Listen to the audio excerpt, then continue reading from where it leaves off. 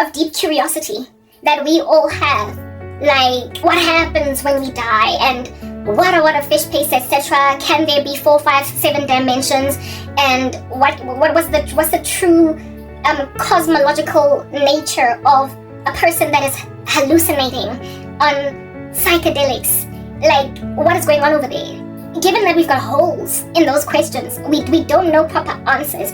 We as human beings, just so we can feel safe for the day, tend to put constraints to give ourselves some kind of sense of peace when we look left and right as to what is the information that is sufficient for us to have just so we can get from day to day. We have a thing about, this is it. We have enoughness, which is why a pass mark in school is not 100%. It would be ridiculous.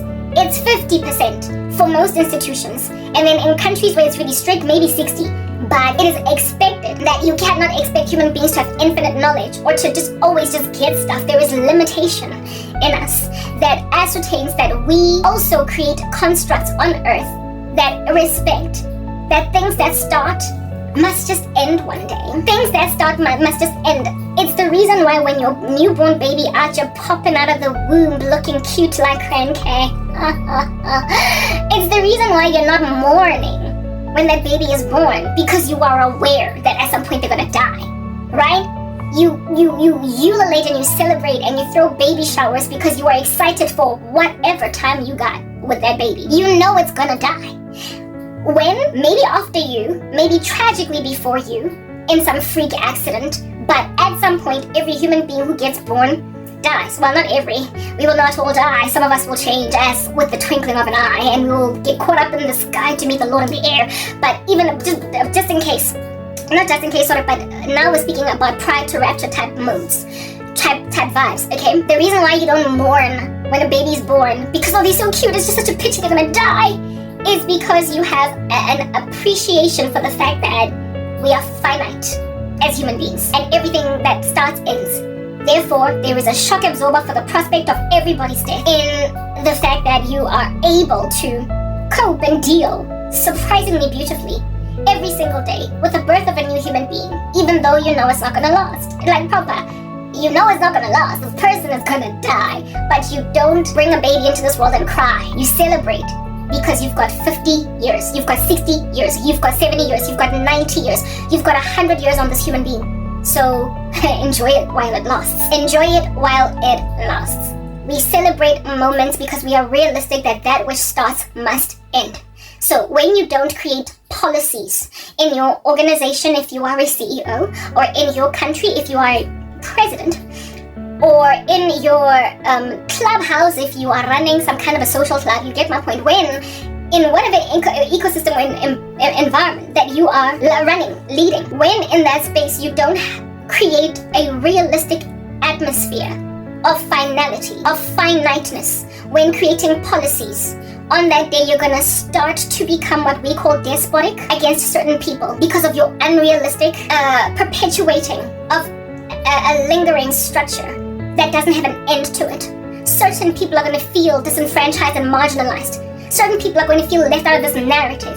People are enabled to have understanding concerning past hurt and past issues, insofar as those which are the constructs or the things that we're going to put in place to eradicate that pain have, just like we have a beginning and an end after a beginning. And so therefore, just like in corporate finance or in insurance and risk management, y'all need to calculate on some pieces of paper using some complex equations that out here be shattering you inside like a bad man. You need to calculate at which point you gotta let stuff go. You need to literally calculate, because then it starts to become money thrown into sunken costs. That's what they called it. It is the calculation of whether or not something is still bearing a positive net present value, and it is a calculation of whether or not this here is just a waste of money and you are putting money in it only because you've already put so much money in it, and only because you have yet to reach this particular goal. Now, in reverting back to the child in matric, alright, this kid knows that they want us to have straight A's. It's in their best interest and they want what's good for their own future. So too do their parents and everybody that is out here rooting for this child. But the parents can put in so much time and so much of their effort and root for this kid and out here pump her up. him up, pom-poms and everything, cheerleading, being a mascot with a suit and everything.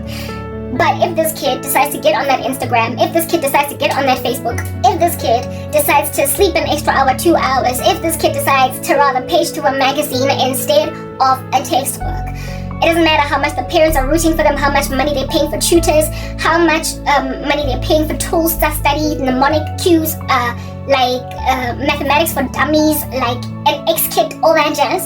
It doesn't matter what it is that other people in this ecosystem, in this environment can do to basically enable this child. If this child does not do the job, the work, no matter how much you might invest in making sure that she does well, she won't do well. And so if she comes out at the end of the year because she was lax, with 60% average across her grades instead of straight A's, one must get to a point of saying at least 60% is a pass. She will also qualify for university, but she is not going to get out of high school with a perfect grade. She could try for a magna cum laude at university. She has another shot in the future in a different environment. But here in high school, she did not meet her goals, but she did not entirely fail. She just got 60% because after all, she preferred Instagram to her science textbook. At some point, you gotta give up. But if you insist as the mom or the dad that no, you're going back to matric and you're gonna do matric again, you're not gonna go to varsity even though all the varsities of this country have accepted you to go and study medicine at Medusa, you can study a BSc at Wits University with your 60% on mathematics. You can go and study law at UJ. You can go and whatnot. She has applied at all these institutions across various disciplines and basically can play, eeny, meeny, miny, mo as to what she wants to do. And she's got all these acceptance letters from universities that would have taken her if she had passed with flying colors. But they took her even though she didn't pass with flying colors. So essentially, this chick's got a pass to carry on with life. And if the parents make a decision that you're gonna stay in matric because ain't no daughter of mine and ain't no son of mine gonna be out here entering into university without a perfect grade, the situation with this daughter on that day starts to become what we call unreasonable. If you're gonna hammer this child down to make sure that she gets straight A's or she doesn't go to university, there will be risk first and foremost in this child next year being on 50% or even 40% as opposed to 60%. So there is a risk that this repetition might dismember her. It might discourage her, disquiet her. And so her result that she got at first will even be worse than the first time around, especially if she's irritated and doesn't want to repeat. There is, of course, the potential that she could pass. She could get that 100%. She could get that perfect grade. She could get those results. And if she does get them, then I guess you get to go to university 1 year late. But when you go to university 1 year late, there is that disgruntlement within yourself that I'm 1 year behind my peers and I'd be there by now, wada fish paste, etc. There's also a risk that even though you are a straight A student, some universities won't take you despite being a straight A student. So they took you with your 60% grade because that's just how universities are. The way that they accept students is on a sliding scale. It's like a law of large numbers, and it's also like the normal distribution. They have got to essentially have on their campuses the majority of their students be literally average. It's the normal distribution. Why? Because it pays the bills.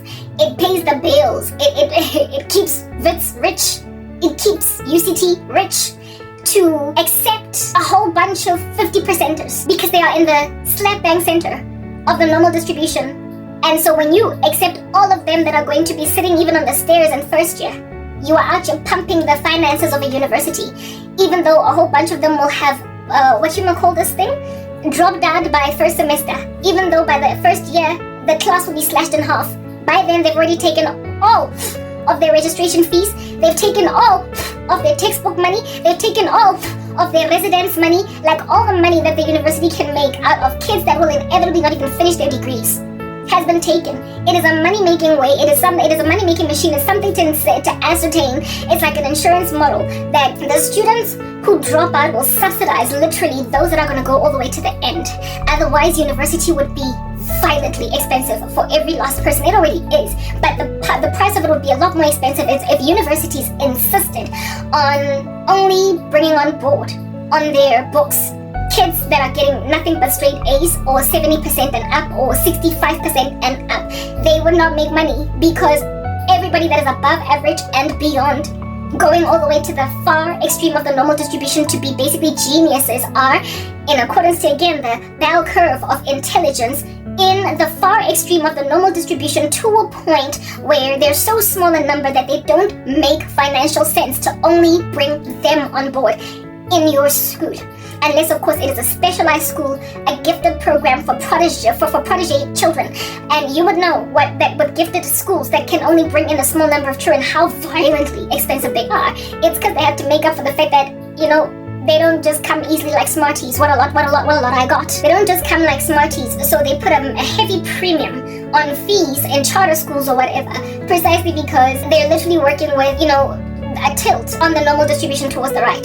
They are dealing with people with an IQ or an intelligence that is higher than that which is average in all of society, so they're gonna charge. I literally was thrown off my chair to find out when my mom was looking for private schools for my little sister that it's possible to go to a high school that costs more than Wits University per annum. I was like, what in the world?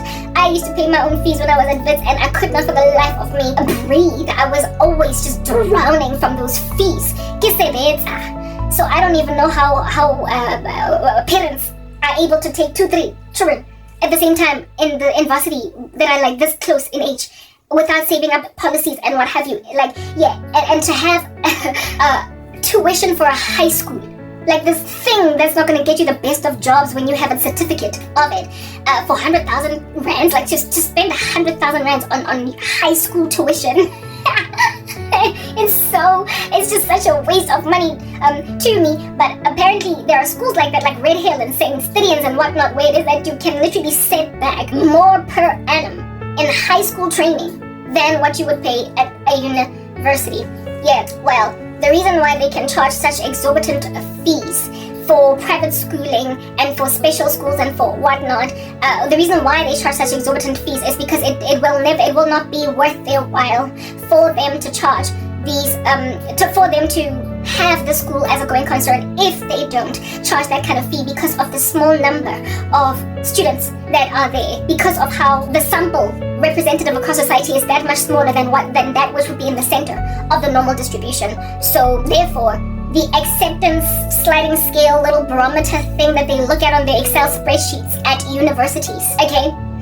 When a whole bunch of students from across the world out here be sending in their applications, from the world, yes, because universities tend to be international that way. When they're sending in their applications, sometimes you can literally just be, you'll get accepted into a university, not because anybody thinks you're special, but purely because you fell within a normal distribution. Purely because the Excel spreadsheet randomly, like a lottery, chose this batch of students. It chose this batch of students, and you just happen to be among them, and then you open your acceptance letter, and you're like, Mom, Dad, I got accepted at Wits. Yeah, they must think I'm smart. Sometimes it's not because you're unique and you're special. It's just because you fell within a lottery. It's just because your grades fell within an aggregate. It fell within a lottery, and you had to be taken because you were part of the normal distribution. There are some students that get accepted because they're special, but a lot, like the grand majority of students that get accepted at universities, literally, I kid you not, it's a lottery. They just choose you based on, they feed data into a system, and then boom, out comes, send these acceptance letters, send these rejection letters. So with that being like a whole thing, it is utterly possible for a straight A student that is high school valedictorian, she plays the cello, the flute, the harp, like David. She is a star swimmer. She basically like everybody's pride and joy to get rejected at a higher learning institution, because there is such a thing as too high a quota, high a number of gifted students that can get accepted into a university. They won't just take all of them. They will not just grab all of the, what is this word that I'm looking for? All of the matric distinction, like the 7 distinctions, 10 distinction kids of South Africa. They're not going to just, if they all apply in one university, they're not going to all get accepted. They're going to find themselves getting rejected, and it's going to be sad, and they're going to ask themselves, why? I mean, like, I play the cello, I'm the captain of the debate team, I'm this, I'm that. Top of that, I got straight A's, and I got rejected at my university of choice. They feel some kind of way. These are the students that do get chosen a lot of times based on their referral letters, and the university does not necessarily treat them so much as a lottery. They don't they treat them like a lottery like the average kids. They do read their applications. They do read and then carefully consider out of the litany of these really gifted students which of them the university really wants, but there's literally a quota. So they do get carefully considered, and when they get rejected based on careful consideration. It is an informed decision that is being made, as opposed to the ones that are in the lottery. The average people tend to just get sent one whatever, but these ones do get carefully considered. So when you get rejected as a student in a higher learning institution that is very, very gifted, your application was read. It's just that you were not chosen, but they have to have a certain number of students that are of this caliber that they can bring on board. More than that, they gotta shave them off. So like I said, it's absolutely possible to get a straight A student that has all these things ducks in a row, right? To get rejected at a university, and they can call in and try and ask why, and then the dean of the university will tell them, because of this, you can try again next year, what a fish pace. And lo and behold, if they tried again the following year, they might actually get a slot to come into the university, because next year they might even put them up, bump them up on the list because they tried again. Type establishment things. So what this could achieve with this kid, that the parents are insisting that, you got 60%, you're gonna do it again this matric. And this kid could be accepted in the lottery because she got 60% across her grades. She could have been accepted into the lottery to go and study her BCom accounting at Wits. The chick still wants to study the same degree, and then she applies for it in the following year. And this time around with a straight A, with a straight A grade across all of her subjects. And this time around as well, with her having really slayed in sports and all that jazz, get rejected with a far better grade from last year. And so there was the downside of her essentially losing out because of rejecting an opportunity based on pragmatism. Rejecting an opportunity because of the pragmatism of wanting a straight grade, a perfect grade. Type establishment thing. You could not get into a BCom accounting program in 2026 because you rejected entry into the program in 2025, even though your 2026 results are far better than the 2025. Why? Because the aggregate of gifted students had reached its height, and you just did not make the cut. We could only have 10 gifted students and 170 average ones, because they're the ones that pay for that new paint, that new tennis court, that new basketball court. They're the ones that pay for the refurbishment in the library. They're the ones that make sure that we can finance even means test passing financial aid students. The students that are in the aggregate in the lottery pay for the grounds of the university. You, on the other hand, just one fee. You are just one, tuition paying student that is going to give our university, to a certain extent, some kind of goodwill reputation because of your great grades. But there's more of you where they came from, and we could only choose 10, and you weren't one of them. So people lose out because of greed, rapacity, insistence, pragmatism, and all that jazz. Because because painful things don't end, and that which doesn't end haunts. Do you understand what I'm saying? People need to know when to bring things to a blistering halt. People need to know when to stop stuff, because as human beings, we are not eternal yet. Yes, we are born eternal beings that will be translated over into an eternal state once we pass away. But right now, we're in this finite season called beginning of life and end of it, called death. And in this era, we have to be reasonable with what we do, with what we call time, a construct. Time, which is a construct of creation. It's a construct of creation. It is not something that existed in eternity past, but it now is because of the fact that we are in this finite, limited ecosystem. So humanity, if you lack wisdom, if you lack reasonableness, you will then become, like I said earlier, despotic.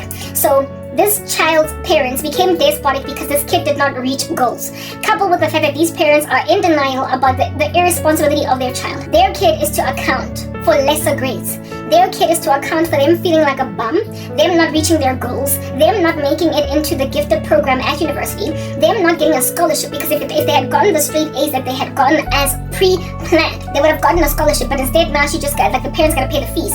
Also, the scholarship giving company had to rescind pull out because of the fact that this child did not get the grades that everybody hoped this kid would get, and so for those reasons this kid will then endure those ramifications. The kid already has ramifications. They've lost a scholarship. They probably are going to have to either go on financial aid, or parents are going to have to pay the fees. If they go on financial aid, she's going to have to, one day when she starts a job, actually paying student loans from here to Timbuktu. She did this to herself. She could have been fully paid for a scholarship by some company that was going to scoop her up and give her her first job. Now, after she graduates from her degree, she's gonna make like all the rest of these unfortunate South Africans trudging these streets on Career Junction with a degree, trying to get a job, and nobody out to be calling you for 2 years.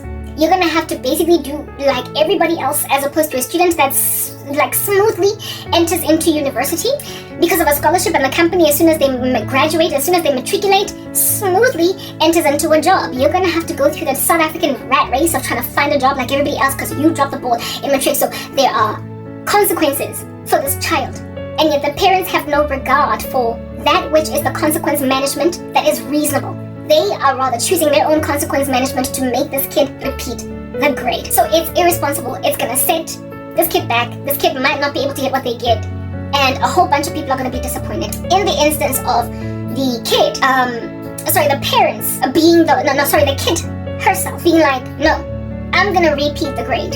Similarly too, then, are the same factors that I've just highlighted above likely going to arise. They're going to be problematic. Do you understand? The same things could happen. You could not get taken up into that particular program because you applied a year late, blah blah blah, etc.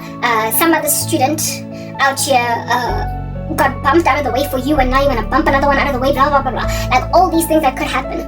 Essentially, if people don't start to realize that there is a place that people can arrive at, that even though it's not 100% where it is that people want it to be, it's good enough. Even though it is not ideal, it's not perfect, what is imperative is that in the future, we can now work on that which we dropped the ball concerning. Y'all know that your matric results and how you did in high school rarely ever determine how you do in life. There are people who are comprehensive buttocks in high school. They will annoy you. Out here when the teacher is giving results, they be out here slaying 27%. And you're like, how? Mara Sizwe, why even is your mother paying school fees? And then Sizwe goes on to become a little bit of a Mark Zuckerberg. We know that high school is not the be-all and end-all of the determinant of what a person could be in the future. Some people also don't do very well with school.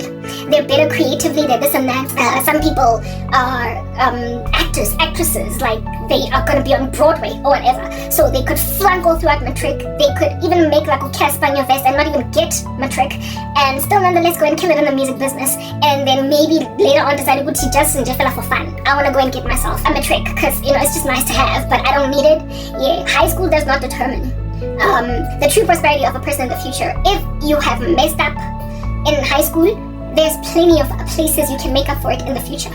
You can, if you had potential to get straight A's in matric, literally pass university with magna cum laude, even though you passed matric with 50% across all your grades, shocking everybody that you had potential to pass like that, because in high school you were slacking.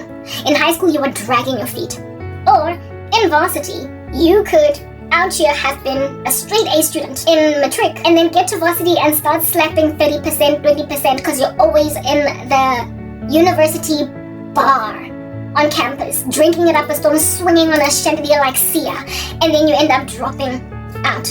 You then go and you work in the call center, having been this promising student in matric with these impressive results. So companies are happy to accept your application for dumb jobs because we've got a little boy over here with 6 distinctions in matric trying to work for our call center. So I mean, Tina will take him because he's smart enough to pass matric like that. Don't nobody know why he's not in varsity. It's because he was swinging on a chandelier, drinking up straw rum in the university campus bar. Too much to focus on anything right until he had to drop out of school because his parents were like, we're not paying for you to come here and waste our money.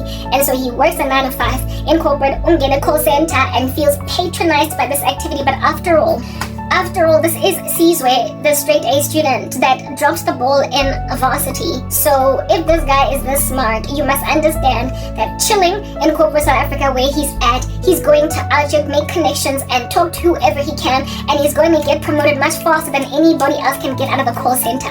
Next thing, he's out just soaring up the corporate ladder, and then when he's like 24 and he has sobered from his swinging on a chandelier antics, he then would be like, I don't know why I dropped the ball when I was in first year, man. I wasted my parents' money, but now that I'm working, I'm going to take myself back to school part-time. So he then makes a decision to go and study right next to build his career, and he ends up being the star of the organization, and by the age of 30, he's running an entire department. Nobody expected him to do that because, dude, you dropped out. After all, you were the campus drunk, and then you ended up in the call center. And yet, despite that setback and his own irresponsibility, thanks to waking up to smell the coffee and realizing that I messed up, I dropped the ball, he caught up. Stuff like that happens in life. People either fail abysmally in the beginning stages, like primary school, suck. High school, you're suddenly doing well. High school, you do well. Varsity, drop the ball. Corporate South Africa, suck. Quit your job, try a business, millionaire. It really depends on what in the world it is that, the Lord will do in a person's life as they move from place to place. But the thing that tends to determine whether or not this individual is finally going to soar like a bird is their own what? Decision. Their decision. If they decide that, okay, look, I dropped the ball, I was swinging on the chandelier like Sia. I'm gonna swing on the chandelier. When I was in first year, I swung like Sia on a chandelier. I did that. I did. I wasted a good 45,000 rands of my parents' hard-earned money. I did that. I did that. Like, I proper will admit that I done did that strange thing. But I could do better, man. Like, proper, everybody must be given a second chance. It's not too old to start life again from scratch at 25. It's not too old to start life again from scratch at 40. It's not too old. There are people who suddenly have this like aha moment at ages that they feel are too advanced to start stuff, and then they're like, anyway. It happened actually in the show Friends. You'll remember the gentleman who passed away. I forgot his name. Perry. Something Perry, the guy who the first of the crew of Friends. It's not Matthew Perry. Is it Matthew Perry? I think it's Matthew. Yeah, in Friends, he had a whole career all throughout his life being something else. I forgot what it was, but then he decided that he wanted to do marketing, and then he went to school with students that were 18, 19. He went to school with students that were 18, 19, and started working his first job in this industry with entry-level, students, with entry-level students, like people who are graduates in corporates, and he didn't let it faze him. And there are people who do stuff like that, who basically tell themselves after doing medicine for 10 years that they want to be a lawyer, and then they go and they study law, and they intern at the age of 45 with 24-years, and it doesn't faze them, and then they go on to be the best lawyers in the country type establishment thing. Like I said, it happens to the best of us, and it happens to the worst of us. When I was in varsity, first year, I told you I was busy playing musical chairs between many subjects. One of the subjects I took was philosophy, and there was this literally gray lady, like she was a grandmother, old woman, in our lectures. She was a full-time student. You could tell that she had done life, had children, grandchildren, everything, and was like, I'm gonna get a degree. And she was there, and we loved her, we embraced her. She was one of them people. She used to hang out with the students and what have you. She was a grandmama. She was older than my mother. She was like old, a white lady. There was no way that she was going to be able to start a career at that stage. It's like she was just doing it to basically have something that she has achieved before she dies. And she was in our lectures, and she was studying with us full time, not even part time. People make decisions to just start life eventually, later on, right? And then sometimes they even do so well that they take over the whole entire industry that they started number 70 in, and then they become number 1 in it because they were that pioneering, that genius, that gifted in that field, that literally they took strides, leaps, bounds that were excessive in comparison to everybody else in their same niche, to a point of defying gravity, essentially. That's what's good. Yeah. So, granted that one particular stage in this finality, this finiteness that is called the earth, ought not determine the setting back of an individual, because then it's unreasonable on that day. One can therefore agree that this child in matric that does not get straight A's could make a decision, seeing as they are now supercalifragilisticexpialidocious disappointed in themselves. They've disappointed their parents. They didn't even get into the degree that they wanted, but they're doing some degree. Yeah, they could make a decision that in varsity, I'm gonna get A's first, second, third year, honors, masters, like proper. Don't nobody move because I'm walking into the room type establishment thing. And then kick so much buttock that they basically are known on campus like an echo. Whenever somebody speaks, what's coming back is Caesar, or Sandra, because everybody knows about this person. Every year they get all the awards. They are everybody's favorite. And you know, when I was at varsity, results, our names tended not to be next to our results because sometimes it would be embarrassing, like really embarrassing.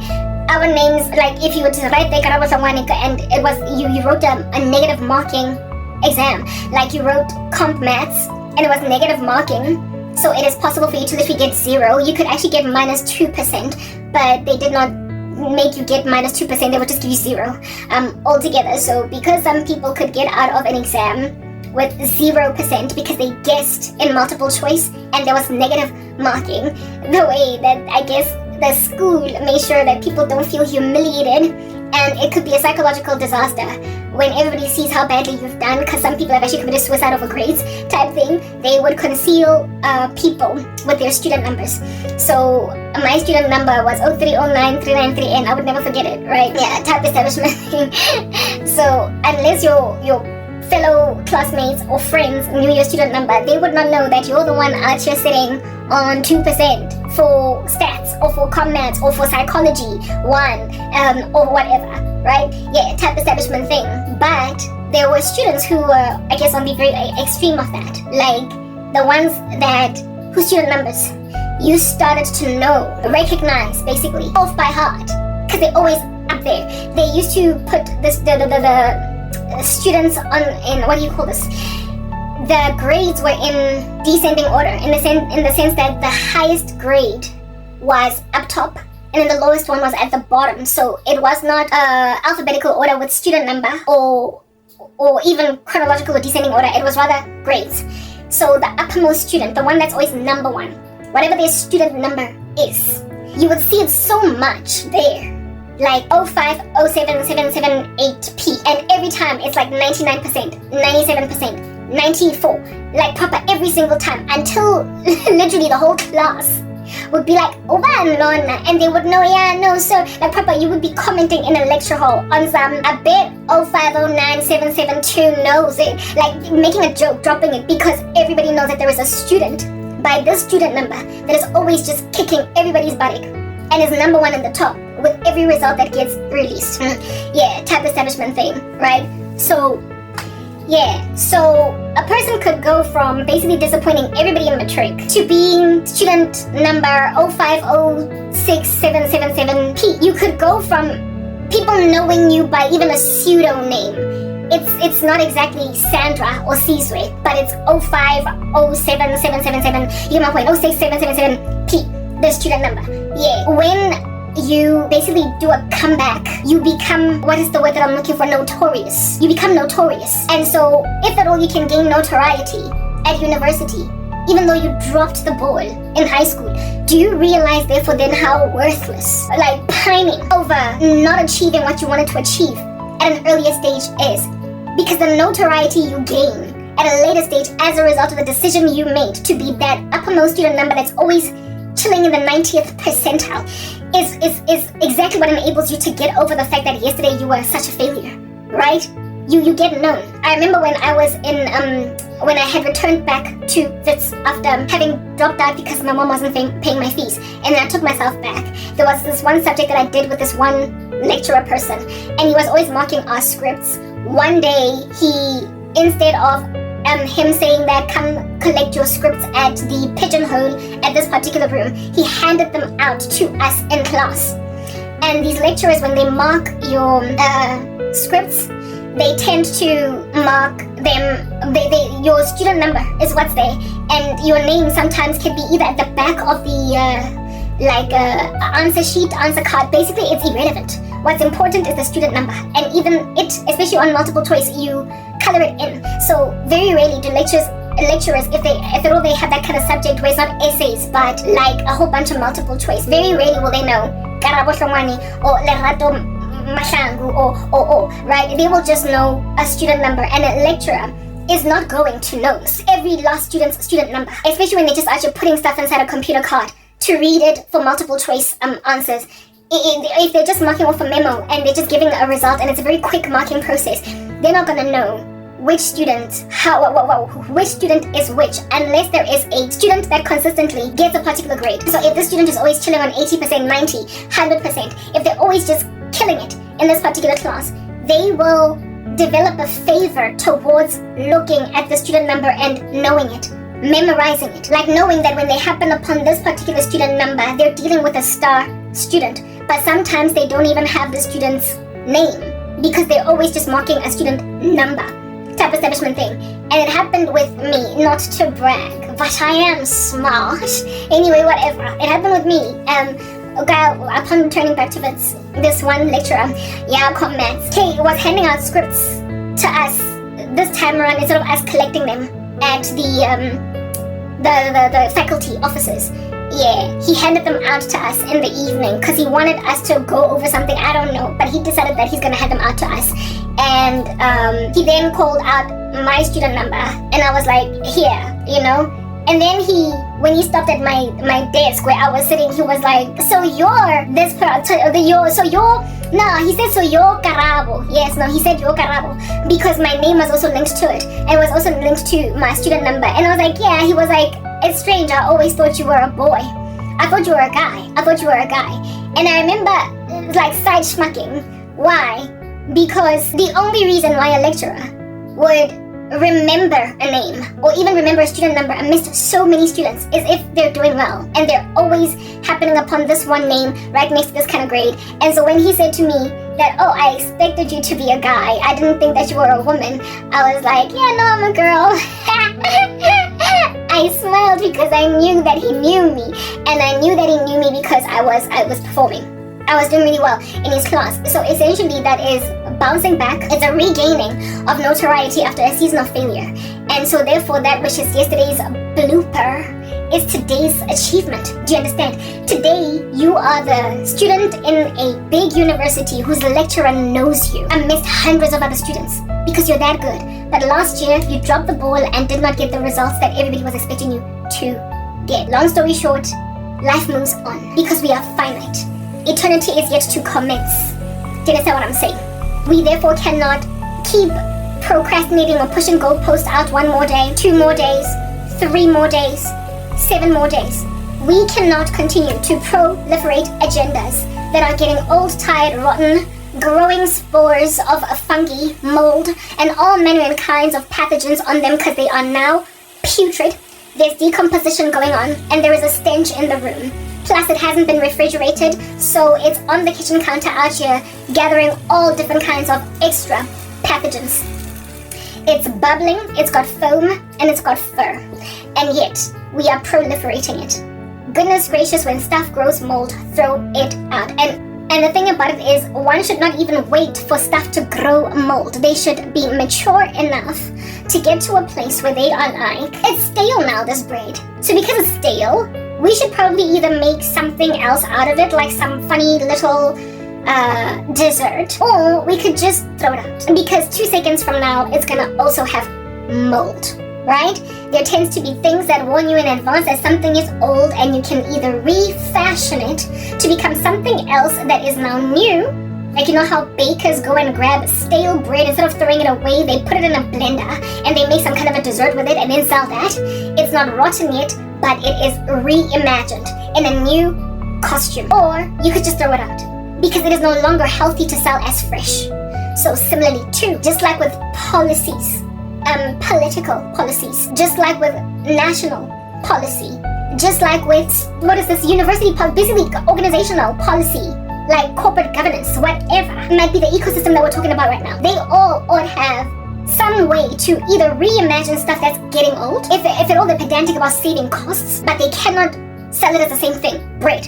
You gotta remake it into a pudding. Then maybe you can sell it as today's new thing. But if you're not innovative enough to reimagine that which is something that is going stale, you gotta do what we call cut your losses, okay? Cut your losses. Because if you don't cut your losses and take what achievements you have rendered to this point, you are going to oppress certain people. You are going to also delay certain eventualities, and you are going to unreasonably expect perfection in a world of imperfect souls, in a world of finite beings, a world of fallen sinners, a world of dying beings that literally don't have 100 years to keep doing this. Like we don't, like we probably don't have another 100 years. There is only so much time in a human lifespan, do you understand? And if you do not, for the life of you, respect the limitedness of that time, you are gonna fraza a lot of people. And when you fraza people, when you frustrate people on the ground, honey, you are literally begging, like hitting your knees on the ground, as in making them ashy and scrapey and everything. Coming out blood that's coagulating and everything, with that level of ashy, begging on the ground with those knees for civil war. You are literally begging for a riot, a strike, some kind of an uprising. You are begging, scraping your knees on the ground and everything. For some kind of revolution. You're asking for it. I mean, guys, human beings are born inherently self-preserving until they stop being self-preserving because God has made them reprobate, handed them over to that stupidity. He's made them a gargantuan hubris, just walking around. When an entire concert, like a whole country, makes like a fur ball coming out of the mouth of a cat, honey, you need to know that on that day, God has literally got you. Like that show on MTV, you got God, yeah, by God. You got God, my God. You got God, my God. You got God, my God. Because you thought you had your own mind. And yet, look at you shoot yourself in the foot. Look at you cut your nose to spite your own face. Look at you finish yourself off thinking that you're self-preserving. Self-preservation is a gift from God. This thing that enables us to stay ourselves from harm is a gift. Is the reason why in our bodies we have got pain receptors to ascertain that when we put our hands on a stove, we go ouch on time to not burn our whole hand off and so pass away from complications with first-degree burns. Or is it third? Whatever is the most uppermost burn you can ever have. Yeah, that's what's good.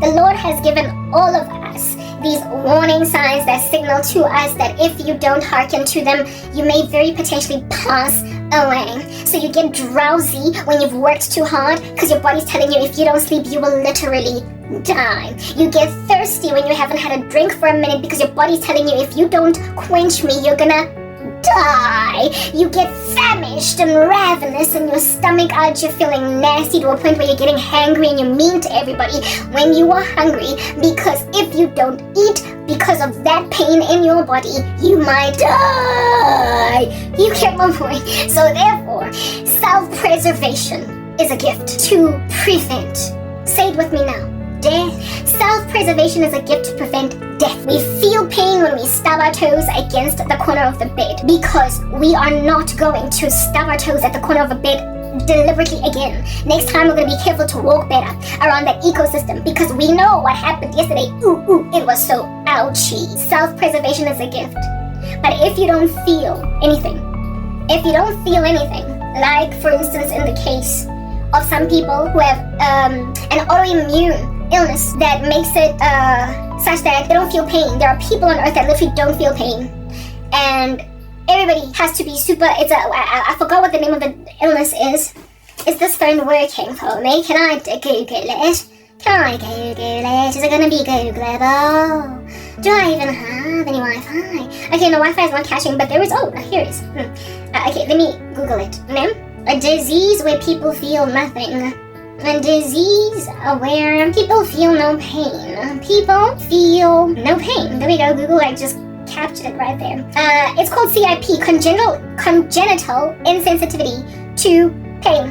If it's congenital, then it suggests that it is genetic, taken from parents. Woo, wow. It's a rare genetic disorder that prevents people from feeling pain. Okay, yeah, cool.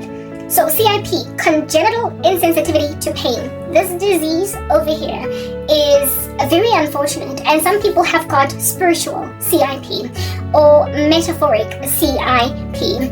If at all, the Lord has seen it fit to basically do you in. Okay, like I said, like that show on MTV, you got God! By God! You got God! Not by Mo. Not by that guy will call you from MTV, you got God. Isn't Mo. But Jesus, you got God by God. 2 Thessalonians 2, you got God by God.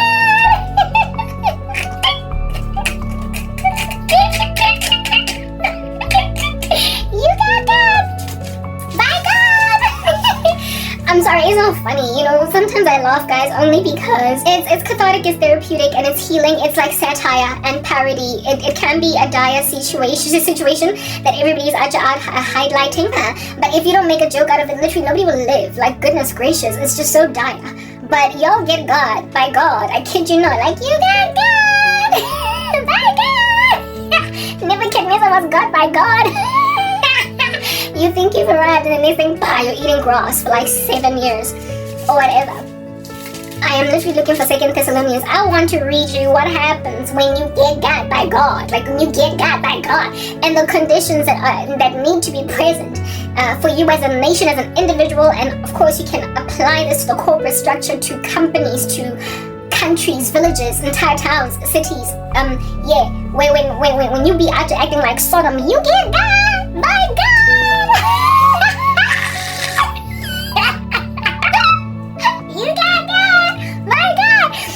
You got God by God. 2 Thessalonians 2. I want to read you from verse 8. 2 Thessalonians 2, the conditions that it requires for you to get God by God. Okay. And then the lawless one will be revealed. Whom the Lord Jesus will kill with the breath of his mouth and bring to nothing but the appearance of his coming. And then listen, the coming of the lawless one is by the activity of Satan, with all power and false signs and wonders, and with all wicked deception for those who are perishing. Listen to this. This is why you get God by God. Because they refuse to love the truth and so be saved. Therefore, God guards them. Therefore, God sends them a strong delusion, so that they may believe what is false, in order that all may be condemned who did not believe the truth, but had pleasure in unrighteousness. You get God by God. Do you understand what I'm saying? Self-preservation is a gift. When you are able to remove your hand off the stove because you can feel that it is burning. On that day, you don't have congenital insensitivity disorder. You don't have, You don't, insensitivity to pain. You don't have CIP. You don't have spiritual CIP. Essentially, you can feel a slap. It's there to warn you, to avoid it next time. When you feel heat on a certain part of the body, you remove yourself from that ecosystem. You put on a sun hat when it's too hot outside. But if you can't feel the pain, the sun rays are going to scorch you. You will get blisters, you might even get cancer, and you will not feel it until it has metastasized and you are now dying. It is to eradicate death. Feeling pain, being sensitive to stimuli is there for your preservation. Do you understand? It's there for your preservation, and therefore it is an avenue of grace that you might do a better thing. In Romans 1, we see God getting people yet again. Like, what? Okay, you got God by God. Romans 1 also gets a you got God situation. Listen, let's read from verse 21. Romans 1 from verse 21. It reads, Romans 1 from verse 21, it reads, For although they knew God, they did not honor him as God or give thanks to him, but they became futile in their thinking, and their foolish hearts were darkened. Claiming to be wise, they became fools and exchanged the glory of the immortal God for images resembling mortal men and birds and animals and creeping things. Therefore, you got God by God.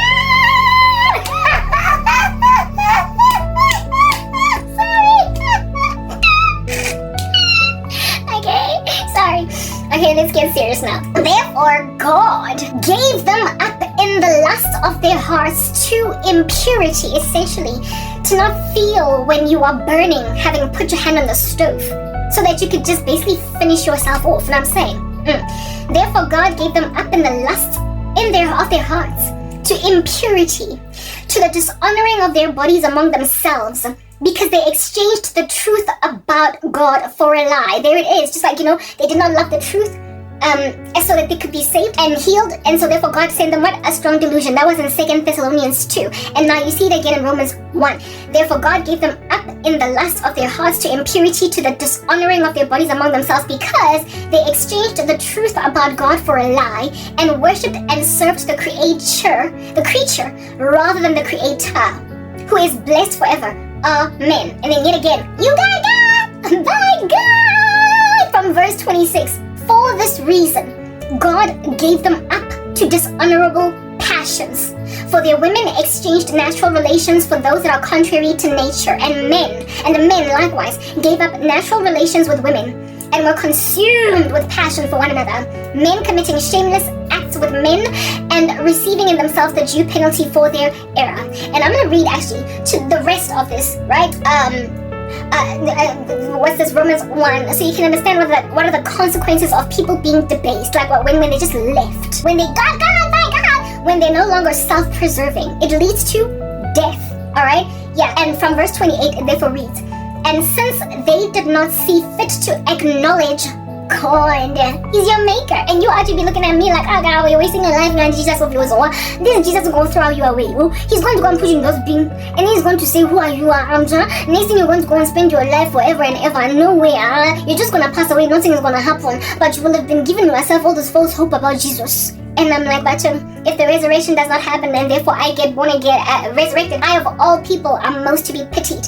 That saith Paul in the That saith Paul in the epistles. Those of us who are apparently, allegedly, falsely hoping on the God of the Bible, you are basically saying to us, like Hymenaeus and Philetus, like the resurrection has either happened or that is not coming.